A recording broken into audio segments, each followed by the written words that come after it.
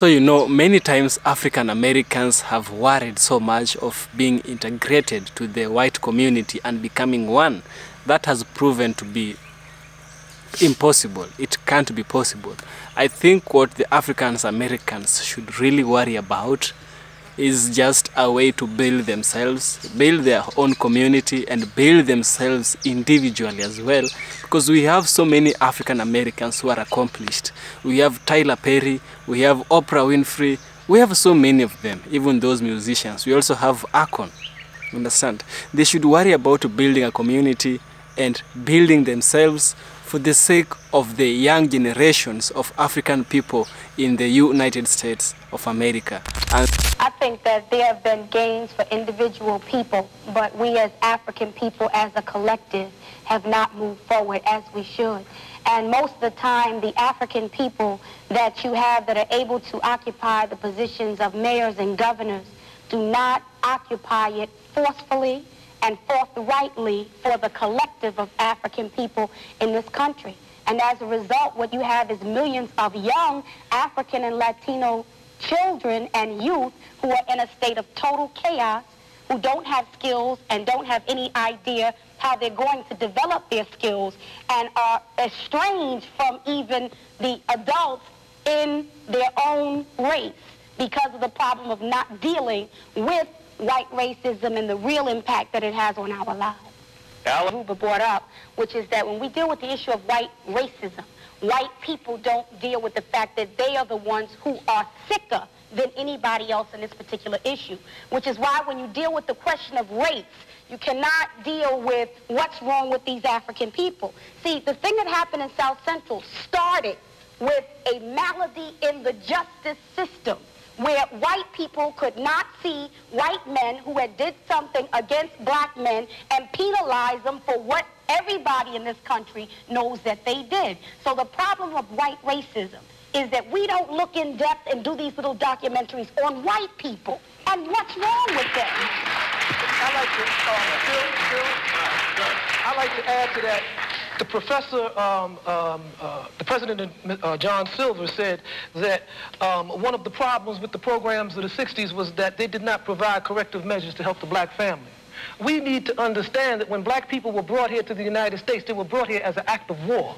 They were kidnapped here, and the destruction of the black family and the creation of a slave mentality was an integral part of the development of this nation state. So there has never been an interest in the black family, and that's reflected today. But even more, every city in which we have aspired to so-called political power. In Newark, black males are being murdered by the Newark Police Department under the guise they're robbing cars. When we look at New York City, the police riot in the streets. When we look at LA, there was a riot in the streets. All of these cities have black mayors. Yes. So we have to begin to understand that moving black people up the economic ladder does not necessarily mean that black people on the bottom of the economic ladder are going to be empowered, because there are black people who identify with the system so much that they are self-hating Negroes. Mr. Bin Wahad, you seem to be going kaboom to the entire white community.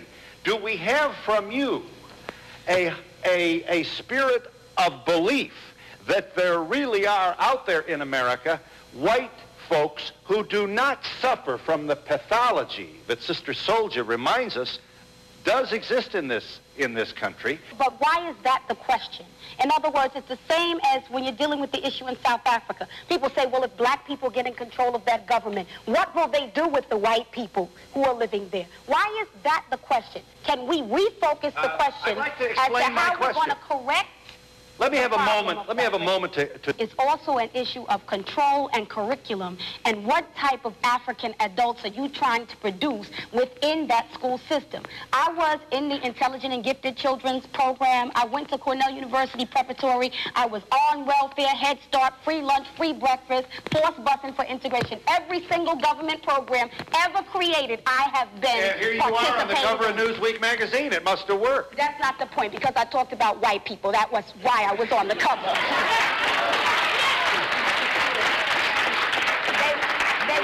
They were not celebrating my academic victory. Your point is made. Right.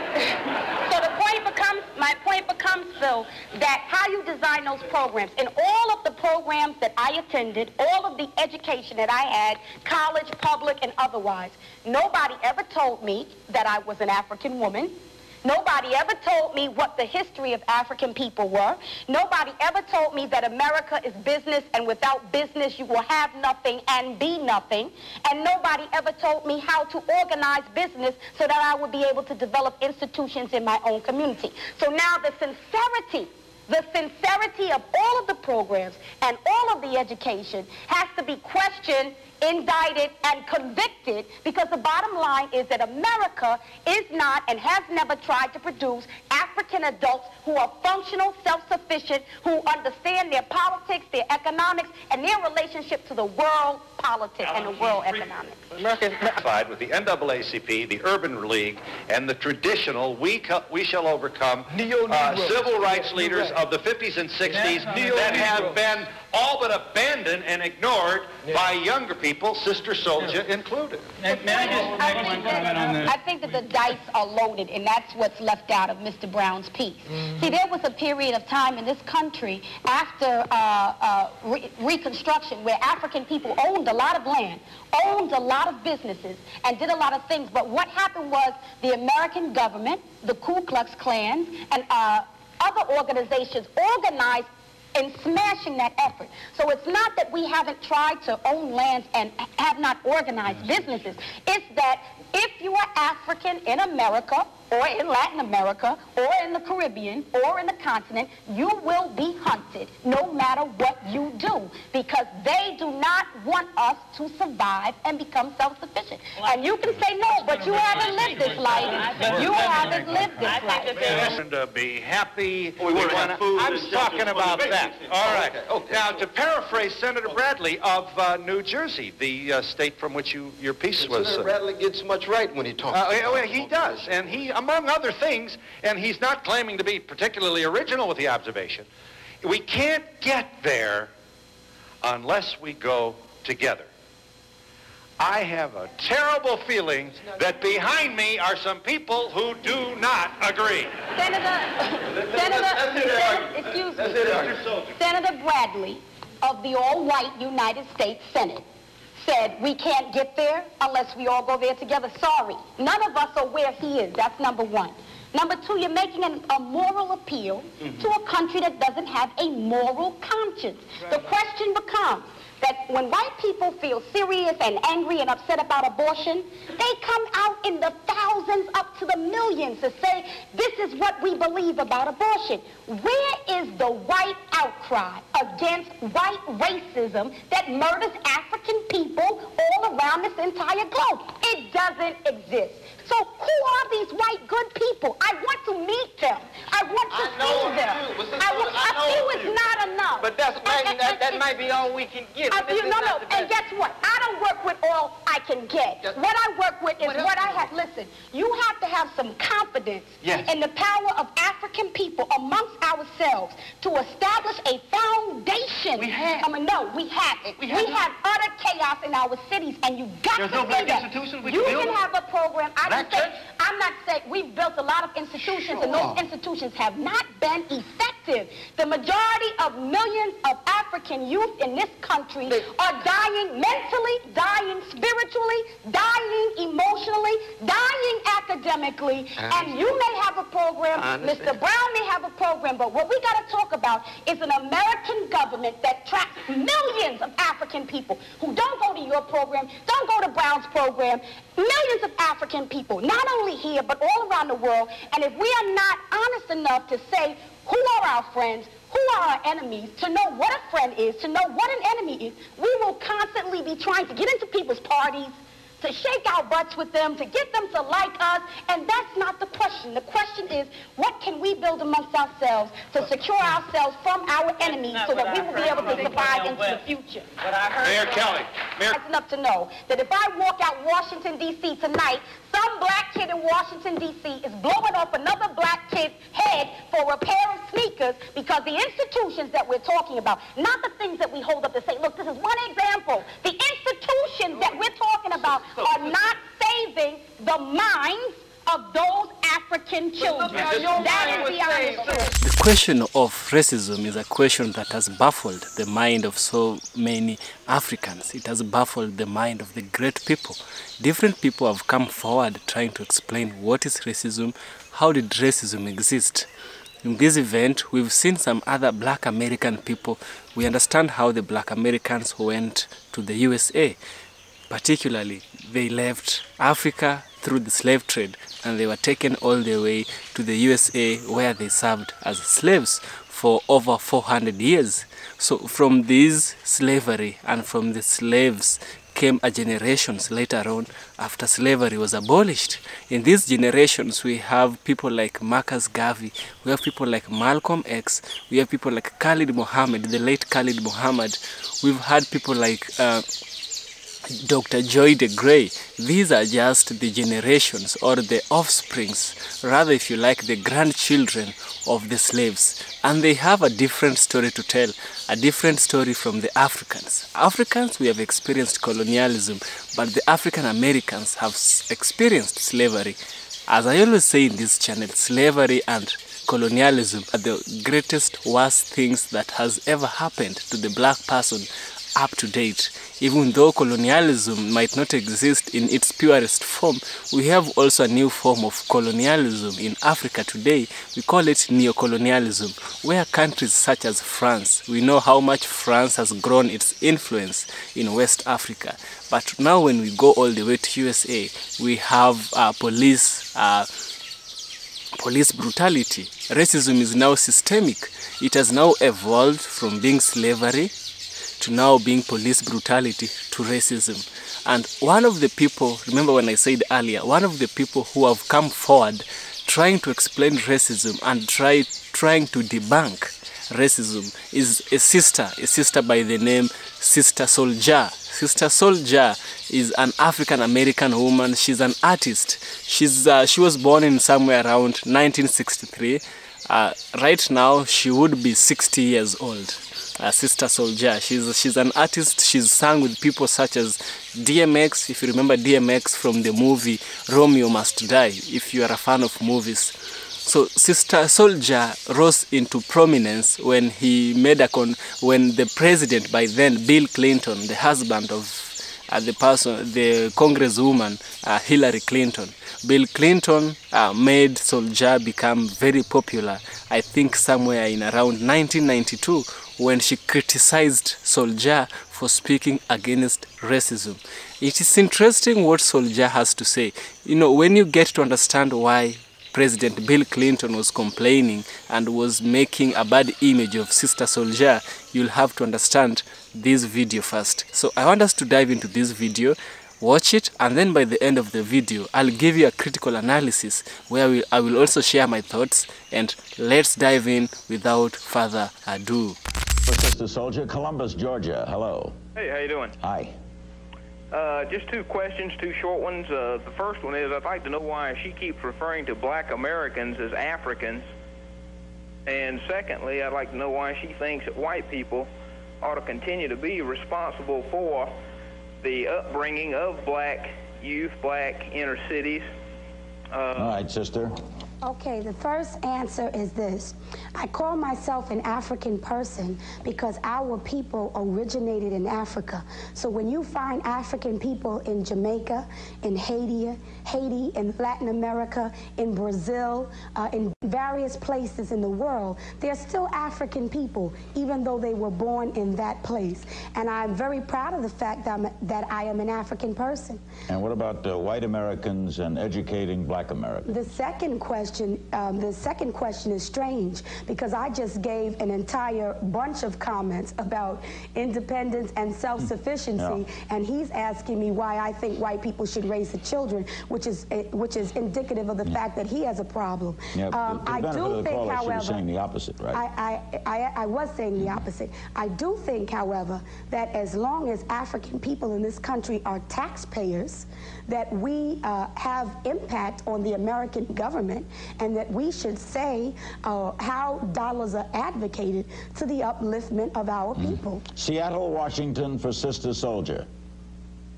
Seattle, are you there? Okay, Seattle, goodbye. We go to Washington, D.C., hello. Hello. I'd like to know exactly how Sister Souljah might feel about a comment that was made by a white D.C. disc jockey who made reference to Martin Luther King Day by saying, we get a day off from Martin Luther King. Why don't we kill a few more of them and get a week off? Now, in fairness, that was many years ago, and he apologized for that many, many times. Well, I can still answer her question. Sure, I'm sure. I just want to set the record straight. I think that that's indicative of white racism in America. But one thing about white racism in America is it's very subtle. And every now and then, somebody will pop out and say what they really think. But the thing that kills African people in America is not what white people say, but what they do. Their policies, their actions, and how it affects African people domestically and internationally. Camp Wingfoot, Ohio. Hello. Hi, Larry. Hi. Sister, I really appreciate what you're doing, but I'd like to ask you, what do you think is the difference between you and a David Duke, and why don't you take some of that money you spend on your expensive jewels and give it to the African people you're talking about? Okay, I'll answer the first part first. Well, Clinton compared you to Duke, so it's a fair question. Oh, I have no problem with the question. You can ask me anything you want to ask me. First of all, David Duke was a member of the KKK, Ku Klux Klan, which is a terrorist organization that advocates and does perform the murder of African people and has, over a period of 150 years, killed African people, burnt down our houses, blown up our churches, killed our children, and hung our men from trees. Sister Souljah does not own a gun, has never shot anyone, has never killed anyone, does not have a criminal record, and has never been a member of a terrorist organization that advocates the murder of white people. The other thing is, in terms of my jewels, I think that's a very paternalistic attitude that you have. And most white people tend to think that African people as individuals should not enjoy any of the benefits of their material accomplishments, even though we have to work twice and 3 times as hard as white people in order to get it. The other thing, excuse me, that you should know is that I do support various causes for the upliftment of African children back in my community in Harlem and in Brooklyn, and that I encourage young people to develop businesses by giving them money and running contests to stimulate the thoughts about entrepreneurship in our community. One more thing I want to discuss with you. Your thoughts on Ice-T. Vice President Quayle today attacked Time Warner, the company that owns the recording company he records for, because of his statements about killing police officers in his rap music. I haven't heard your thoughts on that. My thoughts is that America refuses to deal with white supremacy and racism, so what they do is run around attacking everybody who's African and outspoken.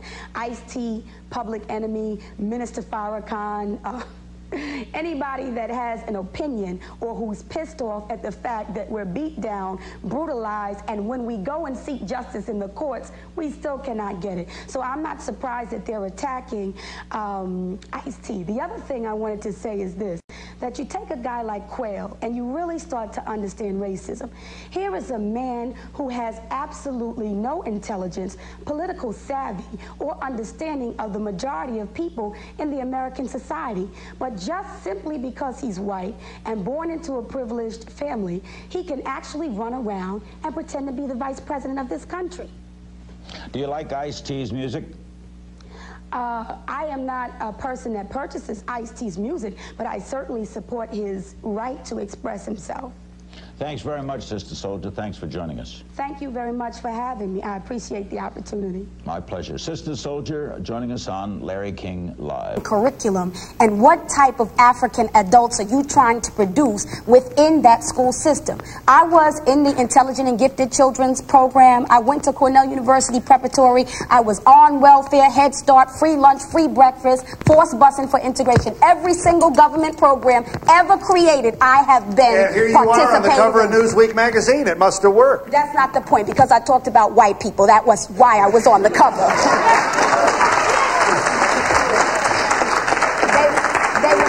They were not celebrating my academic victories. Your point is made. Right.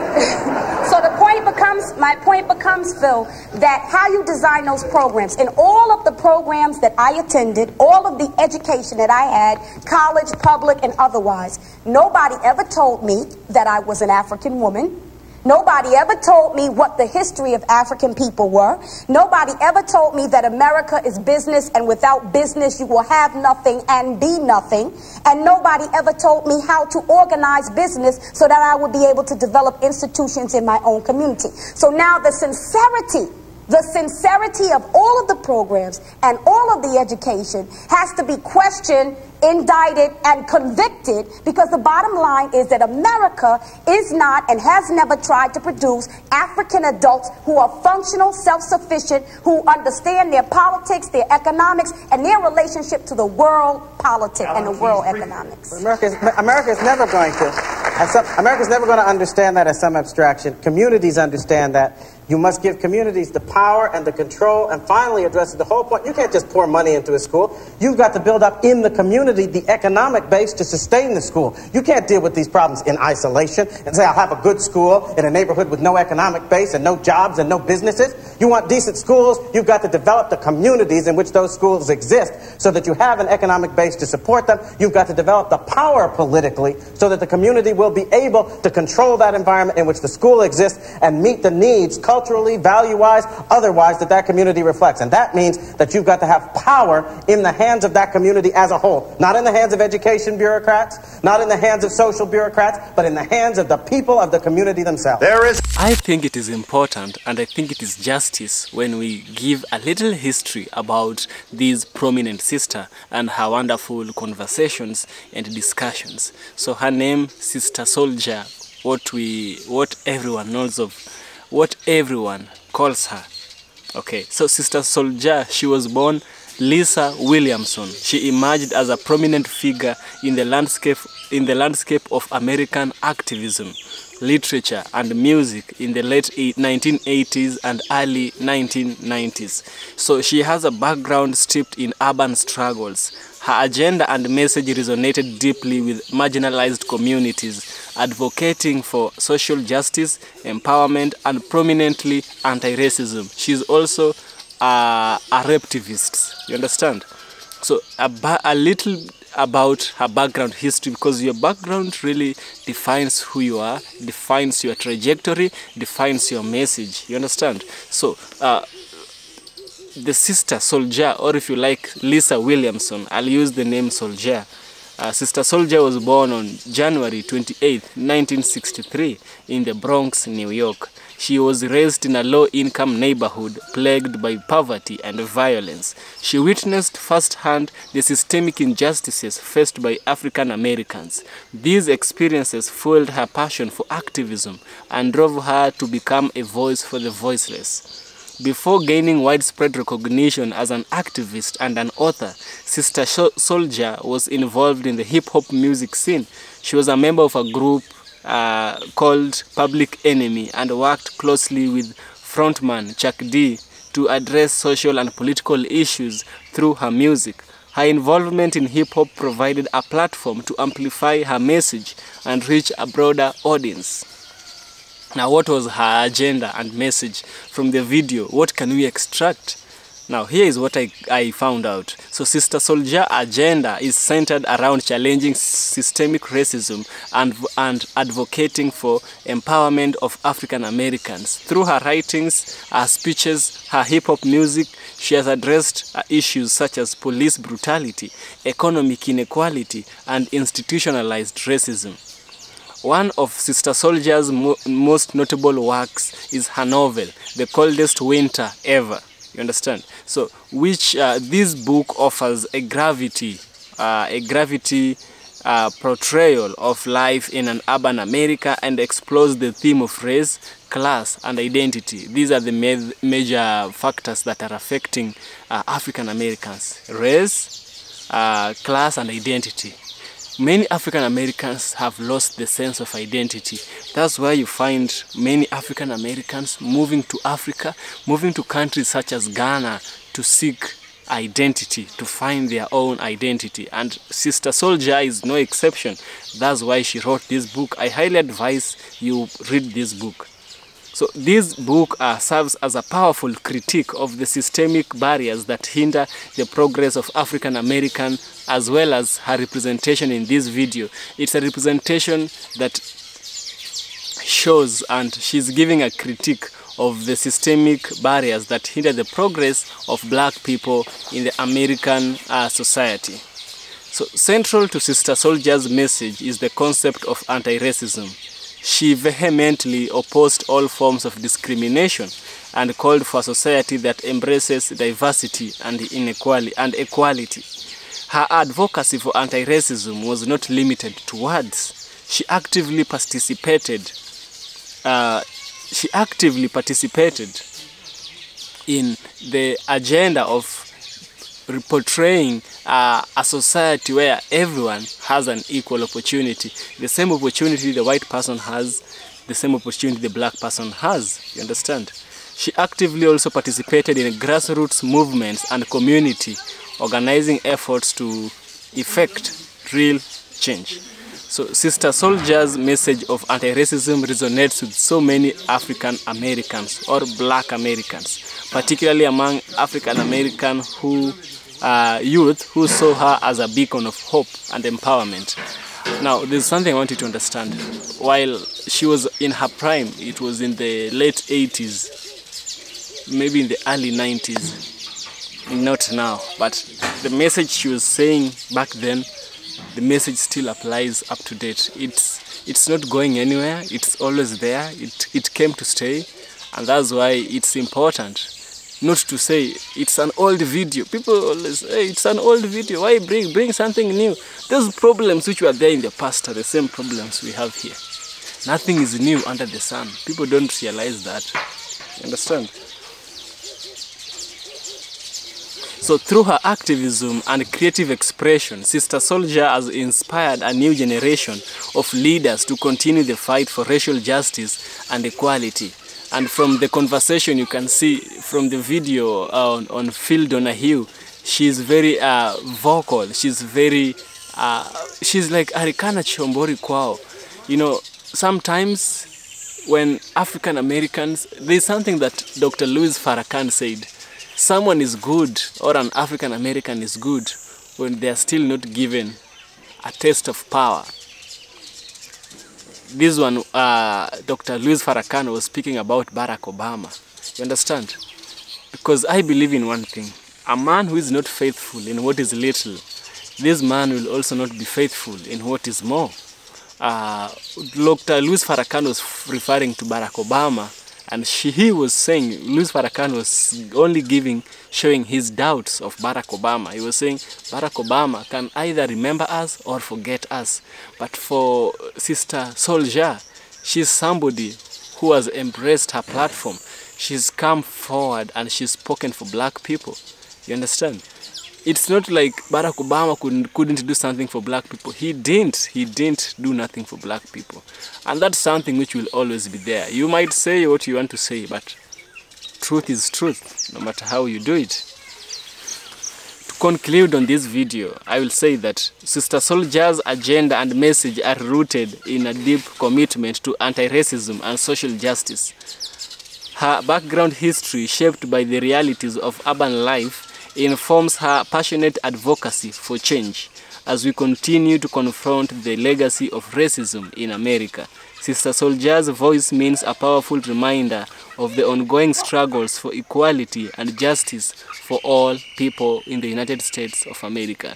It's important that you as an African or you as an African American remember your roots and appreciate even if it's a small right you have right now. It's because somebody somewhere, somebody like Souljah, they came forward and they amplified their voices. They didn't keep quiet with their ideas. They didn't only amplify their voices, they amplified the voices of the weak people in the society. Being weak does not necessarily mean strength or what. Being weak might mean you don't have the access to the things she had. She used her influence to spread the message of equality and anti-racism. What else can a black person do to his community? And this is Sister Souljah's message of equality and anti-racism in the modern in the contemporary United States of America. So thanks for watching. Do subscribe.